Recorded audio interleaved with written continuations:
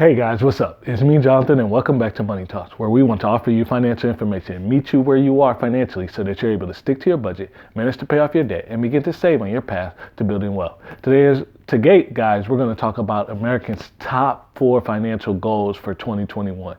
If this is your first time joining me here on the channel, go ahead and hit that subscribe button, and you'll be notified every time I upload a new video. And if you get a moment, please hit that like button, because it really helps the channel out here on the platform. So as we begin to think about our 2021 goals, our financial goals, and look at all the things that occurred in this year, it doesn't help but wonder as you start to think about the next year, what are going to be the top focuses? And some of the good conversation is around what is everybody else thinking about? What is the majority of people thinking about? What is the indication of this coming year? So today I want to talk through a recent study I found where it talked about the top 4 focuses for Americans coming in 2020 and where people are prioritizing their finances. The first one should be no surprise. 32% of respondents said they were going to cut their spending. That, honestly, with the year we've had, and a lot of these, as you'll see, is really probably based off the year. But the importance of cutting your spending, the importance of not just cutting your spending, but really understanding where your resources are going and how is that going to help propel you forward.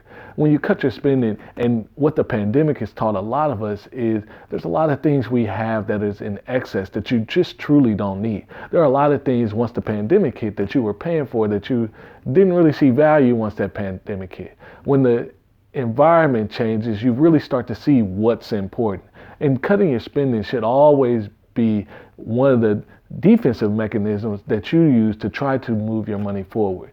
But when I look at this, it's not so much the cutting the spending.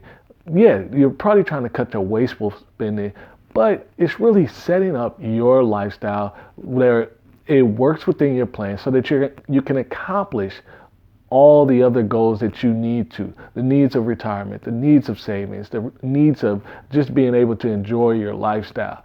Cutting your spending can oftentimes seem like a more punishment or more drastic action, when really it's, are you actually budgeting the money? Are you using your money in the best way possible? And by doing that, you will start to evaluate what are the things you value on a month-to-month basis so that you're able to move forward.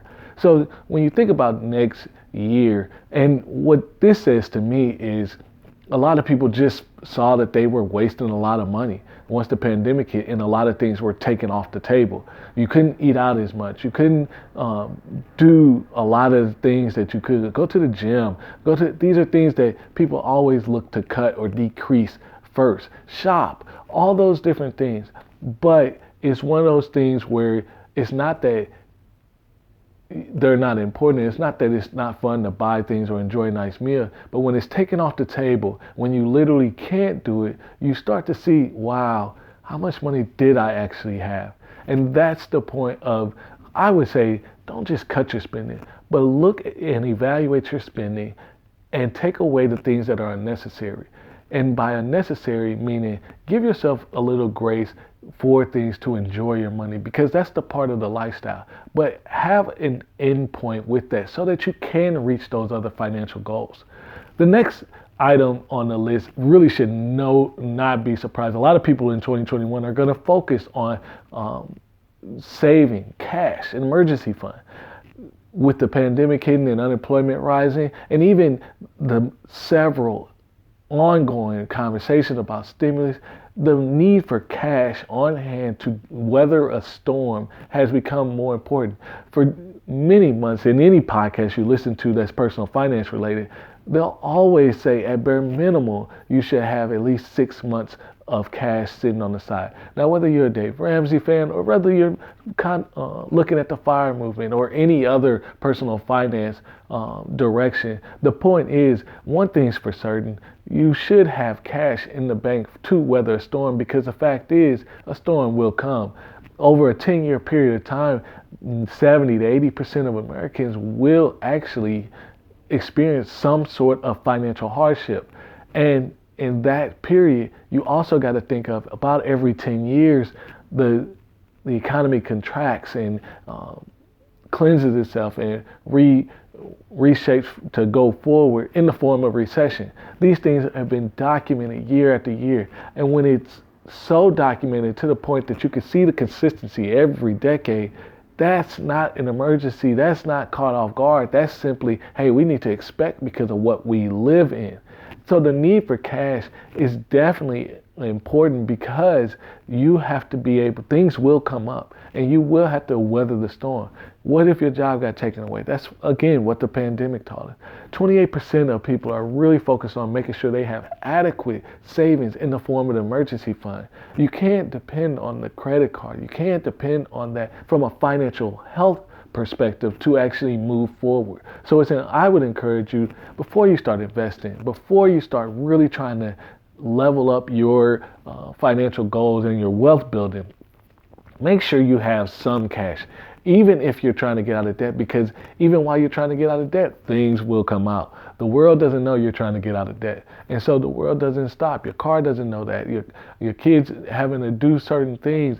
Those things don't take into consideration that, hey, I got a financial plan that I'm trying to stick on and I need to move forward. So I would encourage you, make sure you have some cash on the side, because you will need it and it will come in handy. And by having that cash on the side, when you become invested and when you start to advance your financial plan, that's what protects you during this time so that you can really take advantage of the opportunities that lay before you. The next thing that Americans are prioritizing, 27% in this particular study, is retirement.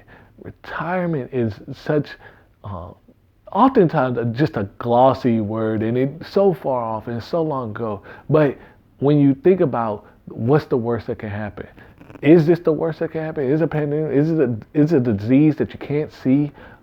The worst that can happen? 2020, if you're in that mode about investing, it really starts to tell you, hey, I need to be preparing for my future. And retirement is that, whether you're 35, 25, 55, the fact is, when you start to think about investing and when you start to think about your wealth building and when you start to think about your money, you think about the future first, then you draw back to the present. So have you started really just taking advantage of your match? So many countries, honestly, the statistic really escapes me right now, but it's really high, the amount of people that don't even participate in their employer-sponsored retirement plan for the match.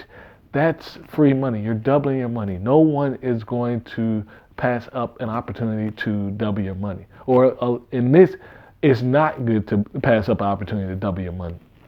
You can't get returns like that. So I would encourage you, really make sure you're doing at least a match. Then, as you're trying to work through the other pieces, start to increase how much you can expend into your retirement. But the fact is, you do need your retirement. A solid 401k and a solid investments, thinking about what and how you want to live. And yes, that does have a number to it. And while you're doing that, what's the structure by which you're retiring or setting up your retirement? Are you really taking advantage of your Roth IRAs, your Roth 401ks, really making it so that when you get to retirement, you've done all the due diligence, don't have to pay any taxes or avoid a lot of taxes in the process? Because by the time you get to retirement, majority of the money in your account is growth. And there's no better thing than to have all that growth and not pay a penalty in the form of interest or taxes or things of that nature. So I would encourage you, really focus on your retirement. If you're 35 and you're watching this video, I would encourage you, get your retirement on track first. You will not regret it, and the fact is, it will make your life so much easier. Yeah, you may be 35, but the funny thing is, you're right on track with most people when they start to wake up to their finances. If you're 55, really sit down and think about what you can do to start to speed hedge your retirement.